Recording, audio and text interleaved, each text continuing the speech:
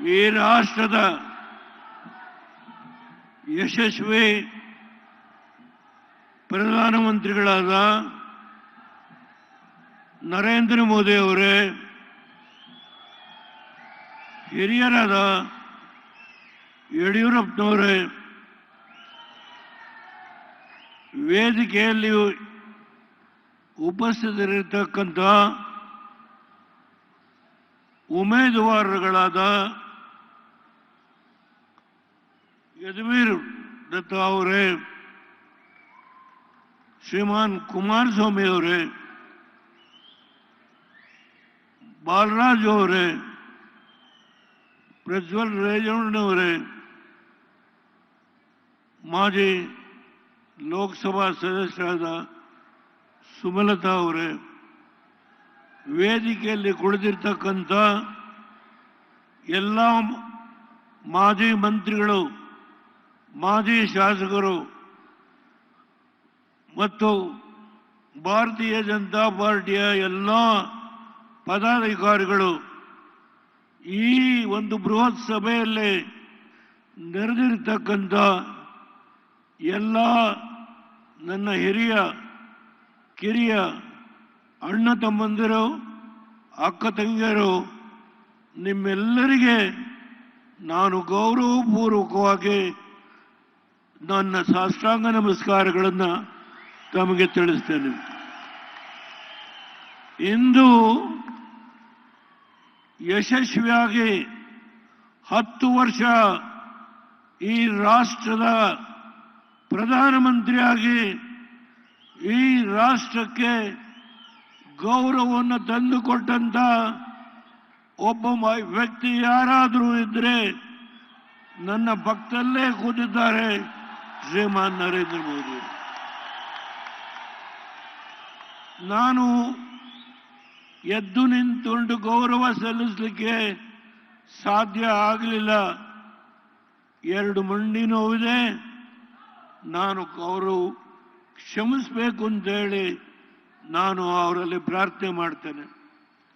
ಆದರೆ ಒಂದು ಮಾತನ್ನು ಹೇಳ್ತೇನೆ, ಈ ರಾಜ್ಯದಲ್ಲಿ ಇವತ್ತು ಯಾವ ಗ್ಯಾರಂಟಿ ಅನ್ನುವ ಒಂದು ವಿಷಯದಲ್ಲಿ ಯಾವ ಕುಮಾರಸ್ವಾಮಿಯವರು ಪಂಚರತ್ನ ಕಾರ್ಯಕ್ರಮ ಹಾಗೂ ಜಲಧಾರೆ ಕಾರ್ಯಕ್ರಮವನ್ನು 10 ತಿಂಗಳು ಯಶಸ್ವಿಯಾಗಿ ಮಾಡಿದ್ರು, ಕೇವಲ 1 ದಿನ ಅಥವಾ 2 ದಿನ ಮುಂಚೆ ನಿಮಗೆ 2,000 ರೂಪಾಯಿ ಗ್ಯಾರಂಟಿ ಕೊಡ್ತೇವೆ ಈ ಮಾತನ್ನು ಹೇಳಿ 5 ಗ್ಯಾರಂಟಿಗಳಿಂದ ಈ ರಾಜ್ಯದಲ್ಲಿ 132 ಸ್ಥಾನಗಳನ್ನು 136 ಸ್ಥಾನಗಳನ್ನು ಗೆದ್ದಂತ 2 ಮಹನೀಯರು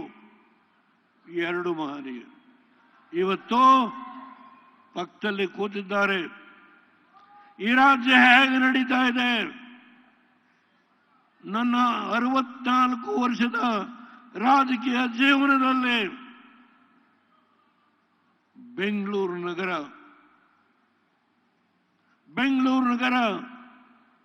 BDA, Bengaluru development authority, Bengaluru corporation, Bengaluru planning authority, ಅದರ ಜೊತೆಗೆ ಇರಿಗೇಷನ್, ವಾಚ್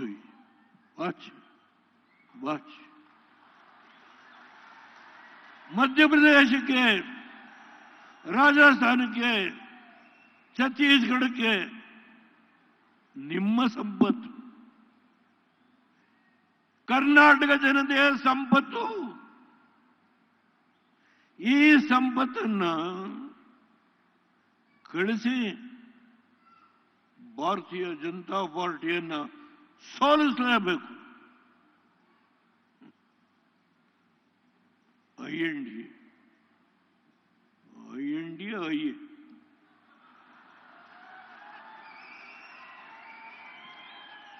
ದೇವೇಗೌಡರು ಈ 91ನೇ ವಯಸ್ಸಿನಲ್ಲಿ ಭಾರತೀಯ ಜನತಾ ಪಾರ್ಟಿ ಜೊತೆ ಹೋಗಿದ್ದಾರೆ. ಎಂಥ ದುರ್ದೈವ! ಅಬ್ಬ, ಯಾರು ಇವತ್ತು ಈ ದೇಶವನ್ನ ನಡೆಸ್ತಾ ಇದ್ದಾರೋ, ಈ ದೇಶಕ್ಕೆ ಕೀರ್ತಿಯನ್ನು ತಂದುಕೊಟ್ಟಂತ ಒಬ್ಬ ವ್ಯಕ್ತಿ ಯಾರಾದರೂ ಇದ್ರೆ ನನ್ನ ರಾಜಕೀಯದ ಅನುಭವದಲ್ಲೇ ನನ್ನ ಪಕ್ಕದಲ್ಲೇ ಕೂತಿದ್ದಾರೆ, ನರೇಂದ್ರ ಮೋದಿ.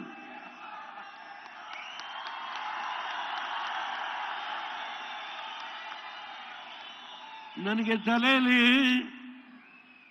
ಬುದ್ಧಿ ಇಲ್ದೇನೆ ಕುಮಾರಸ್ವಾಮಿನ ನೀನು ಮೋದಿ ಅವ್ರ ಜೊತೆ ಹೋಗು ಅಂತ ಹೇಳಲಿಕ್ಕೆ ಈ ತಲೆಯಲ್ಲಿ ಬುದ್ಧಿ ಇಲ್ಲದೆ ಹೇಳಲಿಲ್ಲ. ಈ ರಾಜ್ಯವನ್ನ ಸೂರೆ ಮಾಡ್ತಾ ಇರ್ತಕ್ಕಂಥ ಸೂರೆ ಮಾಡು, ಇದನ್ನ ತಪ್ಪಿಸ್ಲಿಕ್ಕೆ ಕುಮಾರಸ್ವಾಮಿಗೆ ಹೇಳಿದೆ, ಹೋಗು, ನೀನು ಮೋದಿಯವರ ಜೊತೆ ಹೋಗು.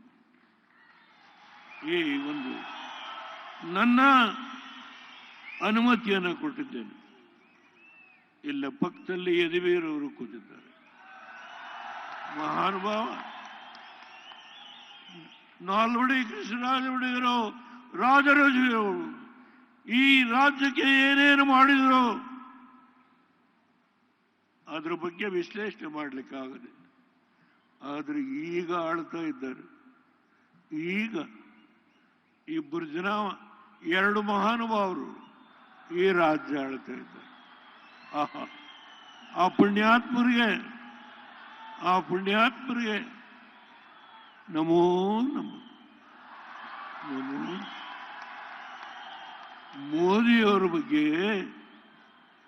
ಎಷ್ಟು ಲಘುವಾಗಿ ಒಬ್ಬ ರಾಜ್ಯದ ಮುಖ್ಯಮಂತ್ರಿ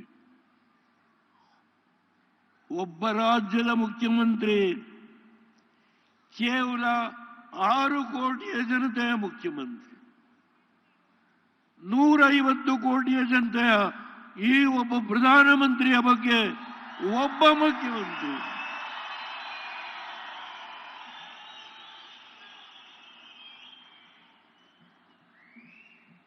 ನಾನು ದಿನಕ್ಕೆ 4 ಸಭೆ ಮಾಡ್ತೇನೆ. ಈ ವಯಸ್ಸಿನಲ್ಲಿ 3 JDSಗೆ ಸೀಟ್ ಅಲ್ಲ, ನನಗೆ 28 ಸೀಟು. ಏನು ಈ ರಾಜ್ಯದಲ್ಲಿ, ಅದು ತುಮಕೂರು ಇರಬಹುದು, ರಾಯಚೂರು ಇರಬಹುದು, ಬಿಜಾಪುರ ಇರಬಹುದು. ಯಡಿಯೂರಪ್ಪನವರೇ, ಈ ರಾಜ್ಯದಲ್ಲಿ ದುಡಿದಿದ್ದೇನೆ, 60 ವರ್ಷ ದುಡಿದಿದ್ದೇನೆ. ನೀವೆಲ್ಲಿ ಕರೆದ್ರೆ ಅಲ್ಲಿ ಬರ್ತೇನೆ, ಆ ಶಕ್ತಿ ಇದೆ. ಮೋದಿಯವರಿಗೆ ಒಂದು ಭರವಸೆ, ಈ ರಾಜ್ಯದಿಂದ ಕನಿಷ್ಠ 24 ಸ್ಥಾನಗಳನ್ನ ನಾವು NDAಯಿಂದ ಗೆದ್ದು, ಕೇವಲ 3 ಸ್ಥಾನ JDS ಅಲ್ಲ, NDAಯಿಂದ ಗೆದ್ದು ನಿಮ್ಗೆ ನಾವು ಇವತ್ತು ಏನು ಹಿಂದೂಸ್ತಾನದಲ್ಲಿ ಈ ರಾಷ್ಟ್ರದ ಆರ್ಥಿಕ ಪರಿಸ್ಥಿತಿ 5ನೇ ಸ್ಥಾನದಿಂದ 3ನೇ ಸ್ಥಾನಕ್ಕೆ ತರುವ ಶಪಥವನ್ನು ಮಾಡಿದ್ದೀರಿ ನೀವು.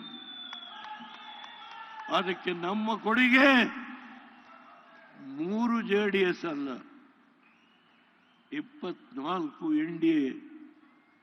ಕನಿಷ್ಠ ಆ ಕೆಲಸವನ್ನ ಯಡಿಯೂರಪ್ಪನವರೇ, ನಮ್ಮ ಜವಾಬ್ದಾರಿ ಇದೆ, ನಾವು ಆ ಕೆಲಸ ಮಾಡಿ. ನಾನು ನೆರೆದಿರ್ತಕ್ಕಂಥ ಈ ಬೃಹತ್ ಸಮಾವೇಶದಲ್ಲಿ 4 ಲೋಕಸಭಾ ಕ್ಷೇತ್ರ ಅಷ್ಟಕ್ಕೆ ಸೀಮಿತ ಆಗಿಲ್ಲ. ರಾಜ್ಯದ ಮಹಾಜನತೆಯಲ್ಲಿ ನಾನು ಕೈ ಮುಗಿದು ಈ ವೇದಿಕೆಯಿಂದ ಪ್ರಾರ್ಥನೆ ಮಾಡ್ತೇನೆ, ಈ ರಾಷ್ಟ್ರವನ್ನ ಸಮರ್ಥವಾಗಿ ಬಲಯುತವಾಗಿ ಬೆಳೆಸ್ತಕ್ಕಂಥ ಶಕ್ತಿ NDAನಲ್ಲಿ ಒಬ್ಬರೇ ಒಬ್ಬರು ನರೇಂದ್ರ ಮೋದಿಯವರು. ಆ NDAನಲ್ಲಿ ನಾನು ಅನವಶ್ಯಕವಾಗಿ ಮಾತಾಡೋದಿಲ್ಲ. ಅಂತ ವ್ಯಕ್ತಿ ನನ್ನ ಕಣ್ಣಿಗೆ ಯಾರೂ ಬಿದ್ದಿಲ್ಲ. ದಯಮಾಡಿ ಆ NDA ಅವರೆಲ್ಲರೂ ಗೊತ್ತು ನನಗೆ, ಅವರು ತಪ್ಪು ತಿಳ್ಕೋಬೇಕಾಗಲ್ಲ. ಈ ದೇಶ ಉಳಿಸೋಣ, ಈ ದೇಶ ಉಳಿಸೋಣ. ಇದು ಬಿಜೆಪಿ ಪ್ರಶ್ನೆ ಅಲ್ಲ.